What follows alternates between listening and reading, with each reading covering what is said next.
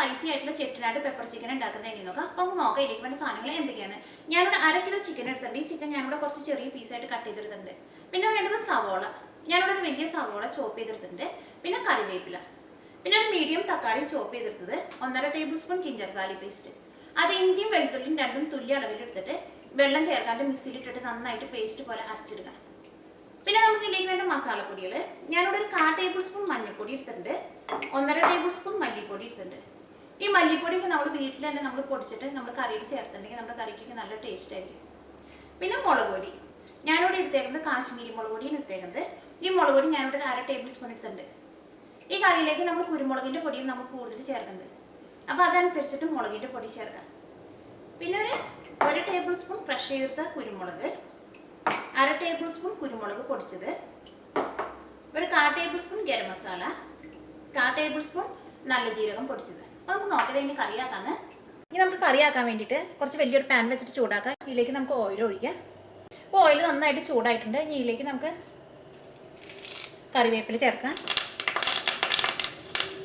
ചോപ്പ് ചെയ്ത് ചേർക്കണം, സവോള ചേർക്കാം, ജിഞ്ചർ ഗാർലിക് പേസ്റ്റ് ചേർക്കാം.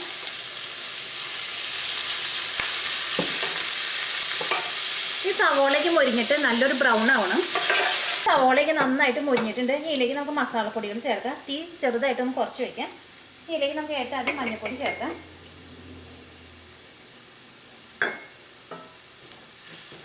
അപ്പോൾ മഞ്ഞൾപ്പൊടി എണ്ണയിൽ കിടന്ന് നന്നായിട്ട് മൊരിഞ്ഞിട്ടുണ്ട്. ഇതിലേക്ക് നമുക്ക് മല്ലിപ്പൊടി ചേർക്കാം, മുളക് പൊടി ചേർക്കാം,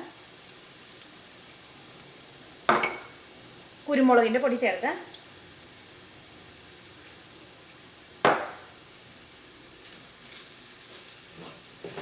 എല്ലാം കൂടിയിട്ട് നമുക്ക് നന്നായിട്ടൊന്ന് മിക്സ് ചെയ്യാം. ഈ മസാലപ്പൊടികളൊക്കെ എണ്ണയിൽ കിടന്ന് നന്നായിട്ട് മൊരിഞ്ഞിട്ടുണ്ട്. ഇനി ഇതിലേക്ക് നമുക്ക് തക്കാളി ചേർക്കാം. തക്കാളിയിലേക്ക് ആവശ്യത്തിന് ഉപ്പ് ചേർക്കാം.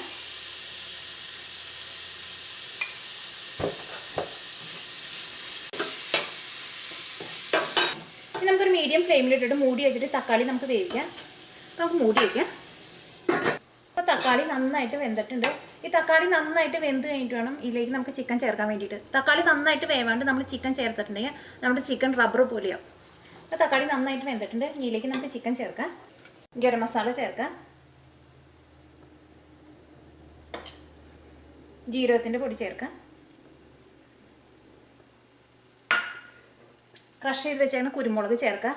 ഈ കുരുമുളകിൽ നിന്ന് പകുതി നമുക്കിപ്പോൾ ചേർക്കാം, ബാക്കിയുള്ളത് നമുക്ക് ലാസ്റ്റ് ചേർക്കാം. ഇതെല്ലാം കൂടിയിട്ട് നമുക്ക് നന്നായിട്ടൊന്ന് മിക്സ് ചെയ്യാം.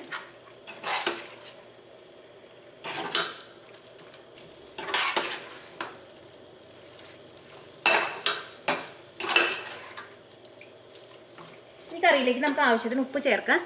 നമ്മൾ ഏറ്റവും ആദ്യം തക്കാളിക്ക് വേണ്ട ഉപ്പ് മാത്രമേ ചേർത്തിട്ടുണ്ടായിരുന്നുള്ളൂ. നമുക്ക് ചിക്കനുള്ള ഉപ്പ് ചേർക്കാം.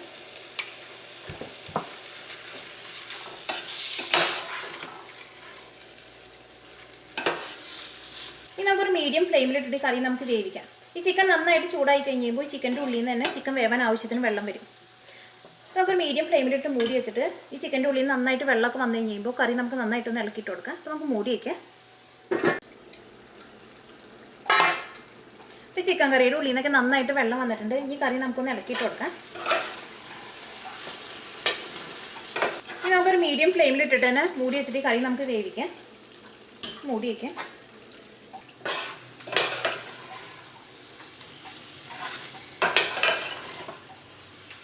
ഇപ്പോൾ ചിക്കനൊക്കെ നന്നായിട്ട് വെന്തിട്ടുണ്ട്. ഈ കറിയിലേക്ക് നമുക്ക് നമ്മുടെ ബാക്കി എടുത്ത് വെച്ചേക്കുന്ന ക്രഷ് ചെയ്ത കുരുമുളക് ചേർക്കാം.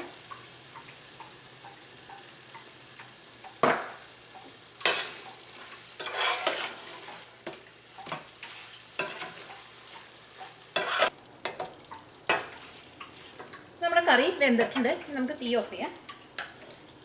അപ്പം ചെട്ടിനാട് പെപ്പർ ചിക്കൻ റെഡി ആയിട്ടുണ്ട്.